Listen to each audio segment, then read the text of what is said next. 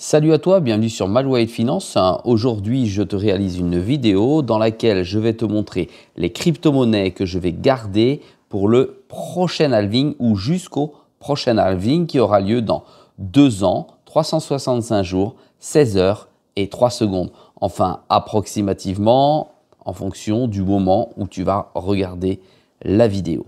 C'est parti.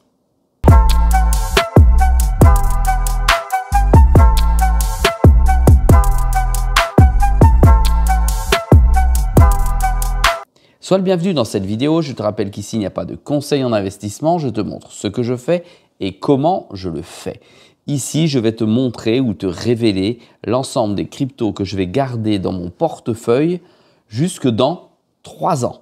Elles profiteront, selon moi, du prochain halving. Tu vas te dire, tu es déjà, HP, en train de réfléchir au prochain halving. Oui, c'est comme ça que je fais depuis la nuit des temps, enfin depuis les 4 halvings que j'ai vécu. Et de ce fait, je n'ai absolument pas l'intention de changer. Ici, je t'ai mis une charte du Bitcoin halving sous forme de graphique de 2010 à 2022. Certes, elle est en retard, mais c'est pour t'expliquer qu'effectivement, en fonction d'où se trouve le cours, il faut déjà préalablement réfléchir à garder ou pas tes cryptos. Et c'est comme ça que je fonctionne dans mon portefeuille, ou en tout cas, c'est ma stratégie. Déjà, réussir à me projeter pour savoir de quel crypto il s'agit que je vais sortir de mon portefeuille et desquels je vais garder dans mon portefeuille. Voilà.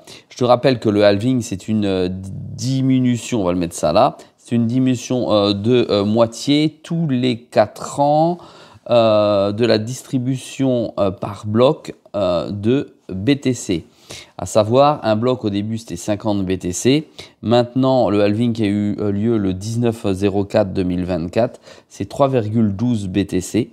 Et maintenant, c'est-à-dire dans le futur, c'est-à-dire en 2028, sera lieu normalement le 26/01/2028, si j'ai bonne mémoire.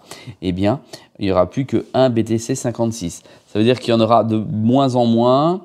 Il va falloir espérer que les mineurs gagnent suffisamment de commission pour qu'ils continuent à miner correctement, ou en tout cas en quantité suffisante, ou que le BTC soit très haut, c'est-à-dire qu'il ait atteint des sommets. Alors, le BTC qui peut atteindre des sommets, je t'ai déjà montré ce graphe, on va le mettre ici. Pour être très clair, ici, ici c'est à peu près là, comme ça, je te mets un trait bleu, voilà. Ici, c'est exactement le moment où le BTC, où je vais sortir les crypto-monnaies de mon portefeuille. On espère, en tout cas j'espère qu'il va atteindre ici à peu près les 160 000 $. Voilà, j'attends 160 000 $, comme je t'ai dit dans toutes mes vidéos. Peut-être qu'il ira bien plus haut avec une mèche, d'accord? Mais en tout cas, moi, ma position, c'est de sortir du BTC à 160 000 $, puisque après, dans le temps, il risque de redescendre ici sur la courbe bleue et descendre en dessous des 160 000 $, entre 100 000 et 125 000 $ par exemple, dans cette zone ici. D'accord? Donc, je sortirai pour reprendre après et avoir un nouveau levier de 30 à 40 000 par BTC. Voilà. Donc, dans cette projection future, j'ai choisi de garder que quelques cryptos autres que le BTC dans mon portefeuille. Bien que je puisse sortir, je me réserve la possibilité de sortir et de re-rentrer derrière si celle-ci baisse naturellement après le bull run. Donc, de ce fait, je te révèle là l'ensemble des cryptos que je vais garder dans mon portefeuille. Il y aura, pour commencer, naturellement, le BTC que je vais garder en portefeuille, que j'aurai en portefeuille pendant le prochain halving. Ensuite, il y aura le XRP, d'accord? Il y aura le Solana. Ensuite, comme autre crypto, je vais mettre dans mon portefeuille futur, alors ça pourra en étonner certains, le H-bar, pour une simple et bonne raison, c'est que c'est très très solide derrière. Le SUI, sur lequel je suis rentré dernièrement.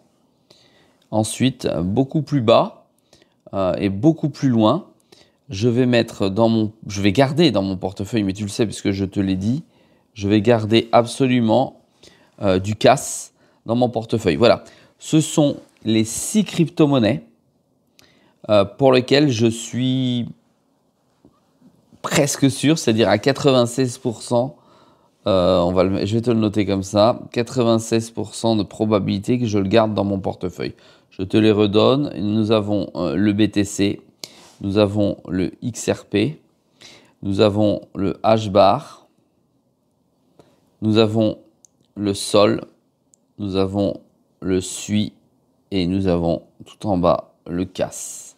Voilà, ce sont les crypto-monnaies que probablement je vais garder dans mon portefeuille futur parce que ce sont des projets qui apportent de réelles solutions au monde de la crypto et au monde de l'entreprise et aux particuliers.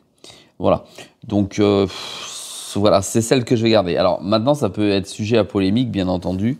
J'hésite encore pour d'autres cryptos à garder en portefeuille. Et là, ça va faire grincer des dents à certains. Le Tao, franchement, très déçu en ce moment. Le CoreDAO.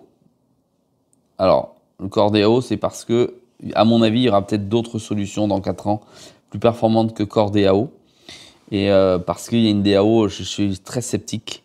Et le CKB qui aujourd'hui me fait plutôt des misères dans mon portefeuille qu'autre chose. Voilà, là, ce sont 3 cryptos pour lesquels j'arrive pas à me projeter dans 4 ans. Et donc, il est fort probable que je sorte et que je ne les possède plus en portefeuille.